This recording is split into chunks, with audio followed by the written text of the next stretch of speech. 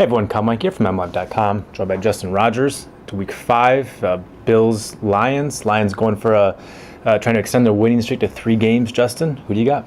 It's rare that we go into a football game and I look at the matchup and I feel so confident that the Lions are going to win. But similar to the way it was when they played a New York team early in the season, I think this is a matchup the Lions should win. Rosters, top to bottom, more talented, and really there's no excuse to lose this game. It's not a trap game. They know what they're facing. They know the emotional connection with Jim Schwartz coming in, but they're a better team, and there's really no excuse to losing this one. And they're at home. Yeah. That's a huge thing for this Huge. team.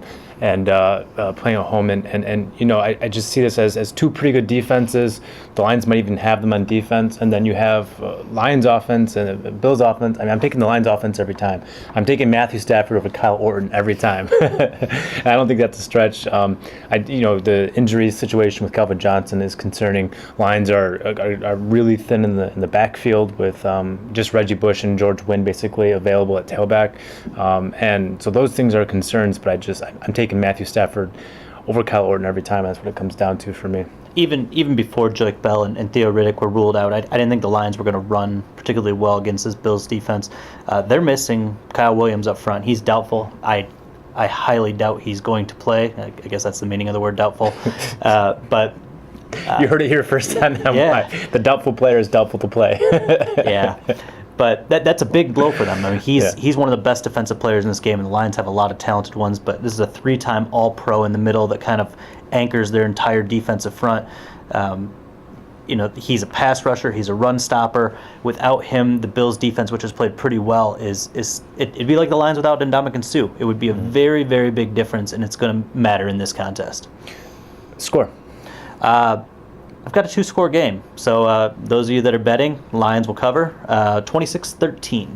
Yeah, I'm similar. I've got it 31-21, and the Bills are pretty good defensively, but I just feel like they've downplayed the Jim Schwartz angle all week, which is what you would expect anyone to do when they're facing a former coach. But there are a lot of guys in that locker room who, didn't exactly have the best of terms with Jim Schwartz by the end. The ego thing, I think, by the end had worn itself out. And ego along with losing, and that makes everything worse. When you're making the playoffs in 2011, it's not quite as bad. But Jim Schwartz flamed out for a reason. He wasn't well liked by a lot of people around the organization. That includes some players who are glad to have Jim Caldwell aboard. And I think it's just the ex-girlfriend factor, right? When you see your ex-girlfriend, you're going to put the best foot forward. You want to impress her or whatever. You want to see her, show her how good you look now or whatever. I mean, it's the same thing with the Lions. When they see Jim Schwartz, they want to show him how good they look. They want to show him how good they are and how much better they are without him. But they're really happy with their current girlfriend. Talking around the locker room again today, it's almost like something new every week. We learn about Caldwell that makes him an exceptional leader. It doesn't always translate to results on the football field, but he's a very, very good leader. Today, the conversation turned to he wants and encourages ideas from his entire staff, from every player. He doesn't care if it's a guy in the practice squad. If he has an idea that can help the team out in any way, whether it's in their preparation, whether it's in their game planning, he wants to hear it, and if it works, he'll implement it. And players are really responding well to that, to feeling their voices are heard both during the game and during the preparation leading up to the game week. Caldwell provided an example of that today when he talked about how in practice the wind for field goal kicking is at different intensities between above the trees and below the trees. And so someone, he didn't say who, but someone had suggested to him to actually put flags on top of the lifts, so you got a better feel for how the wind was blowing high up above the trees. Small thing like that, but it's improved the practice. Sam Martin told me before the opener that Jim Caldwell actually talks to players about how their bodies feel, about the intensity of practices, and whether he should press on the gas or ease off a little bit. Caldwell's very conscious of having tough back-to-back practices. He wants to give the guys breaks. He gives them more breaks than Jim Schwartz. So I think by asking his players about how they feel, I think it's a sign of his leadership as well, because he gets a better feel for where they're at, and he's not pressing them too hard, which apparently was an issue under Jim Schwartz. And it's 3 wins where they've run the ball, pounded the ball at the end of the game, run out the clock, where they've physically outmatched the opposing defense who had worn down at that point.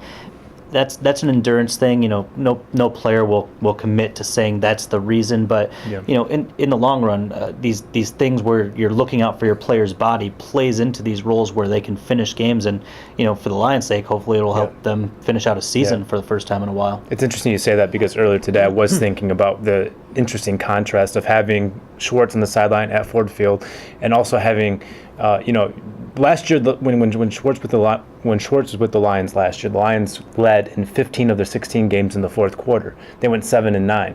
That's an amazing stat to me. It's an amazing stat. It just shows an epic level of failure in the fourth quarter. And you look at what they've done the past 2 weeks under Jim Caldwell, closing out games with the run game, a 6-minute and some odd second drive against the Packers to close it out, just methodical.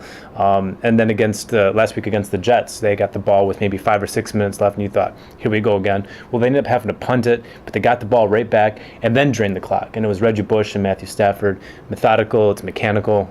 It almost feels sort of routine now, and we're just a few games into the Caldwell era, and that just struck me because with Schwartz coming back to Ford Field this week, I think that's one of the biggest contrasts I've seen between Caldwell and Schwartz, and they'll both be in Ford Field now. I don't know how many times I've said it. I'm going to keep saying it. It's a talking point for me. But this is a one-score football league, or sports league. Most of the games are decided by one score.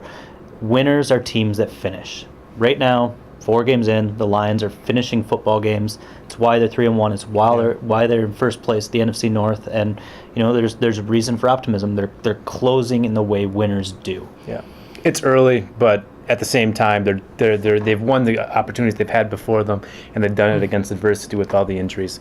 You have to like what you see. For Justin Rogers, I'm Kyle Meinke. We are MLive. Keep it right here.